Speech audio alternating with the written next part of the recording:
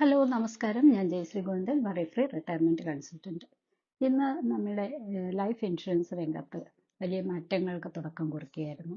അതായത് ഇതുവരെയുള്ള പല നല്ല സ്കീമുകളും ആ, പുതുക്കി കൊണ്ടുവരികയായിരുന്നു, റീഫയലിംഗ് നടക്കുകയായിരുന്നു.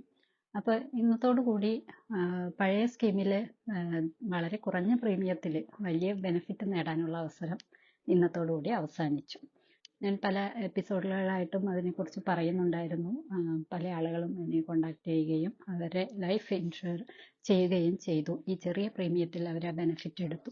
അങ്ങനെ എടുത്ത എല്ലാവരെയും ഞാൻ അഭിനന്ദിക്കുന്നു. കാരണം അവരതിനുള്ള ഒരു ആക്ഷൻ എടുത്തു. അവരുടെ ജീവിതത്തിലേക്ക് വേണ്ട ഒരു നല്ല കാര്യത്തിന് ആക്ഷൻ എടുത്തു എന്നുള്ളത്.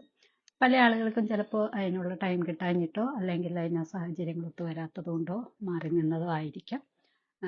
എന്ന് വെച്ചിട്ട് ഇവിടം കൊണ്ട് ഒന്നും അവസാനിക്കുന്നില്ല. കാരണം ഇനി വരുന്നതും നല്ല നല്ല ബെനിഫിറ്റ് ഉള്ള സ്കീമുകളൊക്കെ തന്നെ ആണ് ഇനിയുള്ളതും.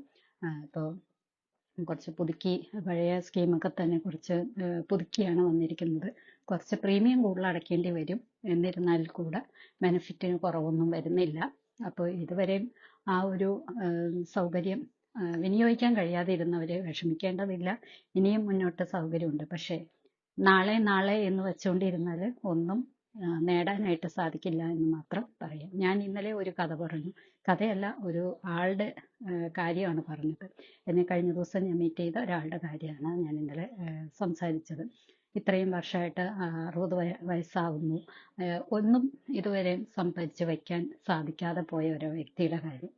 അപ്പോൾ ഇനിയും, കാരണം പല ആളുകളും ഇൻഷുറൻസ് എന്ന് കേൾക്കുമ്പോൾ ഏറ്റവും അവസാനത്തേക്ക് മാറ്റി വെക്കുന്നത്, അല്ലെങ്കിൽ അത് വേണ്ട എന്ന് വെക്കുന്നത്, അതൊട്ടും അതിനെക്കുറിച്ച് അറിയാൻ പാടില്ലാത്തത് കൊണ്ട് മാത്രമാണ്. ഒരു വ്യക്തിയുടെ ജീവിതത്തിലെ ഏറ്റവും പ്രധാനമായ രണ്ട് കാര്യമാണ് ലൈഫ് ഇൻഷുറൻസും ഹെൽത്ത് ഇൻഷുറൻസും എന്ന് പറയുന്നത്. ഇത് രണ്ടും ഇല്ലാതെ ഇനിയുള്ള കാലം ഒട്ടും മുന്നോട്ട് പോകാൻ സാധിക്കില്ല. കാരണം നമ്മൾ നോക്കി അറിയുന്ന പല പല അസുഖങ്ങളാണ്. പണ്ടത്തെ പോലെ വല്ല പനിയോ ചുമയോ ഒന്നും അല്ല ഇന്ന് വരുന്നത്. പല പല അസുഖങ്ങൾ വരുന്നുണ്ട്.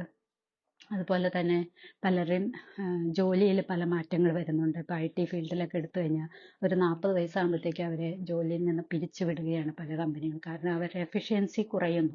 പണ്ടത്തെ പോലെ 60 വയസ്സ് വരെയൊന്നും വർക്ക് ചെയ്യാനുള്ളൊരു എഫിഷ്യൻസി ഇന്നത്തെ ആളുകൾക്കില്ല.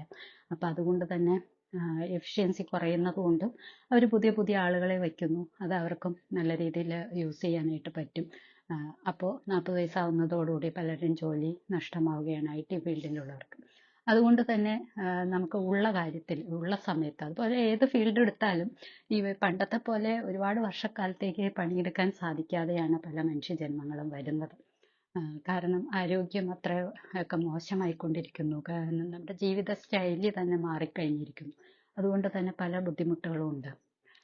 പിന്നെ മറ്റ് പകർച്ചവ്യാധികളും പാൻഡമിക്കും ഒക്കെ വരുന്നതുകൊണ്ടും എപ്പോൾ എന്ത് സംഭവിക്കുമെന്ന് പറയാൻ പറ്റാത്ത ഒരു ജീവിതമാണ് എല്ലാവരും. അതുകൊണ്ട് തന്നെ തീർച്ചയായിട്ടും നമുക്ക് വേണ്ടിയിട്ടും നമ്മുടെ കുടുംബത്തിന് വേണ്ടിയിട്ടും നമ്മുടെ കുട്ടികളുടെ ഭാവിക്ക് വേണ്ടിയിട്ടും ഒക്കെ നമ്മൾ മുൻകരുതൽ എടുക്കുക എന്നുള്ളതാണ് പ്രധാനം. അതിന് ആദ്യം വേണ്ടതാണ് ലൈഫ് ഇൻഷുറൻസും ഹെൽത്ത് ഇൻഷുറൻസും.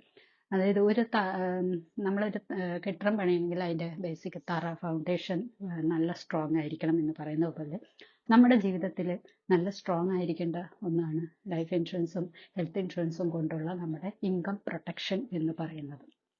അപ്പോൾ അതിനാദ്യം ശ്രമിക്കുക. അതിനുശേഷം നിങ്ങൾക്ക് എവിടെ വേണമെങ്കിലും ഇൻവെസ്റ്റ് ചെയ്യാം, എന്ത് വേണമെങ്കിലും ചെയ്യാം. പക്ഷേ ഫൗണ്ടേഷൻ കറക്റ്റ് ആക്കുക, സ്ട്രോങ് ആക്കുക. അപ്പോൾ ഇനിയും വരുന്ന അവസരങ്ങളിൽ ഇതുവരെ ഒന്നും ചെയ്യാതിരുന്നവർ പോലും സമയം പാഴാക്കാതിരിക്കുക. കാരണം ഇത്തരം ഇൻകം പ്രൊട്ടക്ഷന് വേണ്ടിയിട്ട് അല്ലെങ്കിൽ ഇൻഷുറൻസിന് വേണ്ടിയിട്ട് നമ്മൾ ചെയ്യേണ്ടത് എപ്പോഴാണ് ചെയ്യേണ്ടതെന്ന് ചോദിച്ചാൽ, ഞാൻ എപ്പോഴും പറയുന്നതല്ല, അത് ഇന്നലെ ആയിരുന്നു ചെയ്യേണ്ടിയിരുന്നത്. ഇന്നലെ ചെയ്യാൻ പറ്റിയില്ല എന്ന് ഓർത്തിട്ട് ഇന്ന് തന്നെ ചെയ്യുക. ഇനി അപ്പുറത്തേക്ക് വേറൊരു ചാൻസ് ഇല്ല എന്ന രീതിയിൽ വേണം നമ്മൾ ഇതിനെ കാണുവാൻ. അപ്പോൾ കൂടുതൽ വിവരങ്ങൾക്കും ഗൈഡൻസിനും ഞങ്ങളെ കോൺടാക്റ്റ് ചെയ്യാവുന്നതാണ്. ഞാൻ ഒരിക്കൽ കൂടി ഇന്ന് വരെ എന്നോടൊപ്പം ചേർന്ന എല്ലാവരെയും നന്ദി പറയുന്നു. അതുപോലെ എല്ലാവർക്കും നല്ല ഒരു റിട്ടയർമെൻറ്റ് ലൈഫും ജീവിതത്തിൽ നല്ല നല്ല വിജയങ്ങളും നേടട്ടെ എന്ന് ആശംസിക്കുന്നു.